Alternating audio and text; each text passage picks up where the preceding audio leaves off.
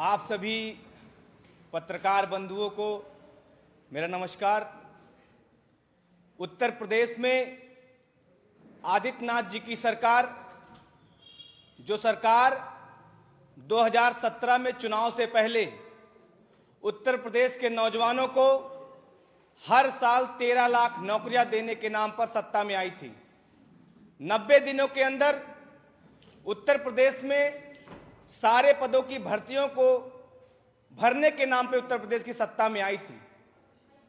लेकिन आज पूरे उत्तर प्रदेश में पूरे कार्यकाल में लगभग 4 साल पूरे हो चुके इस सरकार को आदित्यनाथ जी की सरकार विभिन्न चैनलों के माध्यम से, अपने ऑफिशियल ट्विटर हैंडल के माध्यम से, अखबारों और विज्ञापनों के माध्यम से उत्तर प्रदेश के नौजवानों को नौकरियों के नाम पर गुमराह करने का काम कर रही है। और आज ये बात क्यों कहनी पड़ रही है? बीते 19 तारीख को 19 जनवरी को आदित्यनाथ जी के ऑफिशियल ट्विटर हैंडल से एक ट्वीट होता है और उस ट्वीट में यह दावा किया जाता है कि अभी तक उत्तर प्रदेश में लगभग 4 सालों में 4.25 लाख नौजवानों को पारदर्शी और निष्पक्ष तरीके से नियुक्तियां उनकी की जा चुकी हैं, उनको नौकरियां दी जा चुकी हैं, पारदर्शी और निष्पक्ष तरीके से। अरे वाह आदित्यनाथ जी, हमें तो बड़ा गर्व हुआ इस सुन के कि आपने 4 सालों में 4.25 लाख नौकरियां उत्तर प्रदेश के नौजवानों को निष्पक्ष तरीके से दे दी। लेकिन आपको जान के हैरानी होगी कि जब आदित्यनाथ जी के इस बयान पे हमने आरटीआई लगाई, एक नौजवान ने जब आरटीआई लगाई तो आरटीआई में क्या जवाब आता है?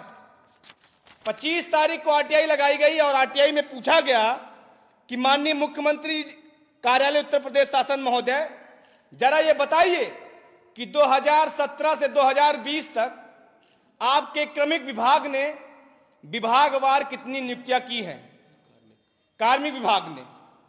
तो आरटीआई को जो जवाब आता है, आरटीआई का जवाब बेहद चौंकाने वाला है। आरटीआई के जवाब में ये बात सामने आती है कि कार्मिक विभाग ये कहता है कि ये सूचना ही हमारे पास उपलब्ध नहीं है। यानी जिस निष्पक्षता की बात आदित्यनाथ जी का ट्विटर हैंडल कर रहा है, 4 सालों में 4.25 लाख नौकरियां देने की बात आदित्यनाथ जी कर रहे हैं, वो सूचना आरटीआई के पास ही नहीं है।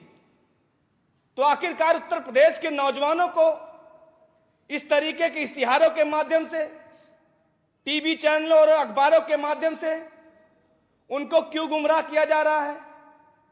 आखिर क्या गलती है इस नौजवान की जिसने आपको 2017 में अपने कंधे पे बिठा के सत्ता के शिखर पे पहुंचाया? चाहे मैं बात कर लूं 49,568 पुलिस और पीएससी के भर्ती के नौजवानों की, आज वो नौजवान उसका मेडिकल नहीं हो रहा है और आदित्यनाथ जी की सरकार ये दावा करती है कि 4 किस्तों में इनका मेडिकल होगा और 2024 तक उनको नियुक्ति मिलेगी। यूपी SSSC में 2017 से 2020 तक आदित्यनाथ जी की सरकार 12 भर्तियां निकालती है, चाहे वह ग्राम पंचायत अधिकारी के नौजवानों की बात हो, चाहे जेई के नौजवानों की बात हो, चाहे गन्ना पर्यवेक्षक के नौजवानों की बात हो, चाहे एग्रीकल्चर टेक्निकल असिस्टेंट के नौजवानों की बात हो। इन तमाम नौजवानों को आज नियुक्ति पत्र के नाम पर उनको उत्तर प्रदेश की राजधानी में लाठियां मिल रही हैं, पुलिस के द्वारा उनको मां बहन की गालियां मिलती हैं और आदित्यनाथ जी आए दिन ट्विटरों के माध्यम से, फेसबुक के माध्यम से, अखबारों के माध्यम से उत्तर प्रदेश के नौजवानों को गुमराह कर रहे हैं। 2017 में आदित्यनाथ जी इन्वेस्टर समिट कराते हैं और इन्वेस्टर समिट के नाम पर 1045 एमयू साइन करते हैं और सरकार ये दावा करती है कि 4.5 लाख करोड़ का इन्वेस्टमेंट उत्तर प्रदेश में होने जा रहा है और उसके रंगरोगन में उस इन्वेस्टर समिट को कराने के चक्कर में 66,000 करोड़ रुपए सरकार के खर्च हो जाते हैं। 66 करोड़ रुपए। तो आप सोचिए कि 4.5 लाख करोड़ का इन्वेस्टमेंट का दावा करने वाले आदित्यनाथ जी की सरकार में अभी तक 4.5 रुपए का भी इन्वेस्टमेंट नहीं हो पाया। आज मुझे लगता है कि कहीं ना कहीं जिस तरीके से उत्तर प्रदेश के दिल्ली के बॉर्डर पर जिस तरीके से देश का किसान बैठा हुआ है, अब आने वाला नंबर उत्तर प्रदेश के नौजवानों का भी है। मुझे लगता है कि उत्तर प्रदेश के नौजवानों को मैं आप तमाम लोगों के माध्यम से अपील करना चाहता हूं कि नौजवानों को किसानों के साथ आना पड़ेगा, क्योंकि जिस तरीके से आज किसानों के ऊपर सरकार अत्याचार करने का काम कर रही है, अब अगला नंबर उत्तर प्रदेश के नौजवानों का है। तो इन्हीं तमाम चीजों को लेकर आप सबके बीच में ये इनका झूठ का पर्दाफाश करना था हम लोग को।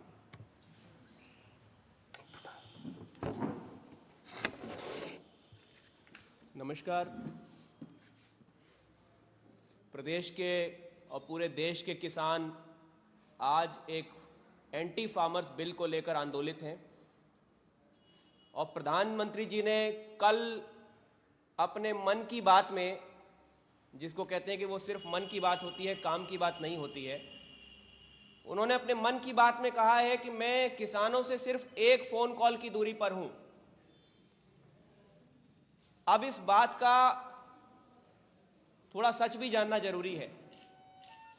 पता यह चला है कि गाजीपुर बॉर्डर पर, टिकरी बॉर्डर पर और सिंघू बॉर्डर पर स्थानीय पुलिस लगातार बैरिकेडिंग बढ़ाती जा रही है, कटीले तार लगाती जा रही है, राह में कंक्रीट के ऐसे स्ट्रक्चर तैयार किए जा रहे हैं जिस पर कि गाड़ियों के टायर पड़ जाएं तो वो फट जाएं, कीलें लगाई जा रही हैं। वो तस्वीरें और वो वीडियो सारे में वायरल है। ये कौन सा संवाद है प्रधानमंत्री जी? क्या आप रेडियो पर आकर कहेंगे कि मैं किसानों से एक फोन कॉल की दूरी पर हूं? आप एक फोन नंबर जारी कीजिए, मैं आपको कॉल करके सभी को सुनाना चाहता हूं कि आप मेरे फोन कॉल पर मेरे दुख दर्द का क्या समाधान देंगे। मैं आपको फोन करके यह कहना चाहता हूं कि किसान का बिल वापस ले लीजिए, तो आप क्या जवाब देंगे? यह देश को सुनने का अधिकार है। दूसरी बात, किसान आंदोलित है सिर्फ इस मांग को लेकर कि एमएसपी की व्यवस्था सुनिश्चित की जाए, और सरकार बड़ी बेशर्मी से यह तर्क दे रही है कि एमएसपी सिर्फ 6% किसानों को दी जाती थी। इससे इस व्यवस्था को समाप्त करने के बाद भी किसानों का कोई अहित होने नहीं जा रहा है। यह बहुत ही शर्म की बात है। यह बिल्कुल वैसा ही है कि आप सरकारी अस्पताल में जाएं और 100 लोग अगर जाते हैं तो उनमें से 10 को इलाज मिलता है, और सरकार को यह बहाना मिल जाता है कि उस सरकारी अस्पताल को प्राइवेट को बेच दे, और यह बेहुदा तर्क दे कि सिर्फ 10 लोगों को इलाज मिल पाता था, 90 को नहीं मिलता था, इसलिए सरकारी अस्पताल की व्यवस्था ही समाप्त कर देते हैं। उल्टा जब करना यह चाहिए था कि आप ऐसी व्यवस्था बनाएं जो कि दिल्ली की सरकार ने करके भी दिखाया है कि 10 के बजाय 100 लोगों को इलाज मिले, 10 के बजाय 100 लोगों के बच्चे स्कूलों में पढ़ सकें। आप ये तर्क देखें कि बहुत कम लोगों को इसका फायदा मिलता है, इसलिए व्यवस्था को समाप्त कर दें। आप पूंजीपतियों के हाथों किसानों का, जवानों का, नौजवानों का हित बेचने पर उतारू हैं। आज देश का बजट संसद में रखा जा रहा है। बजट के ऊपर सरकार अपने ढोल नगाड़े पीट रही है। निर्मला सीतारमण जी ने कहा कि यह एक ऐतिहासिक बजट होगा।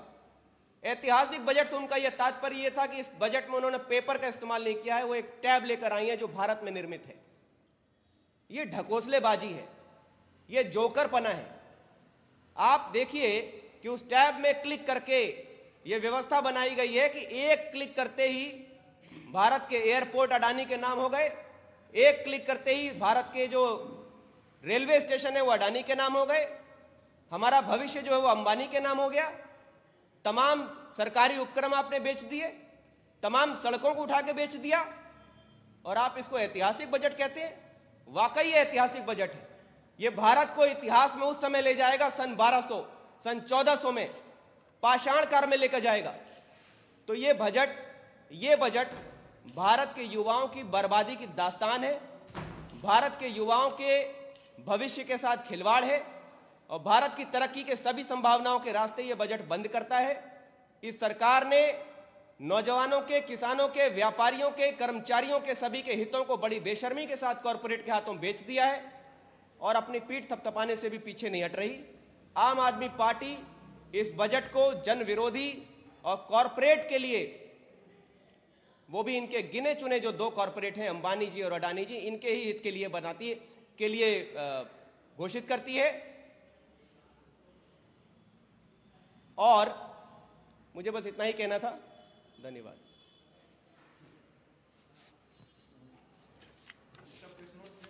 प्रेस नोट अभी भेज दे रहे हैं आपको।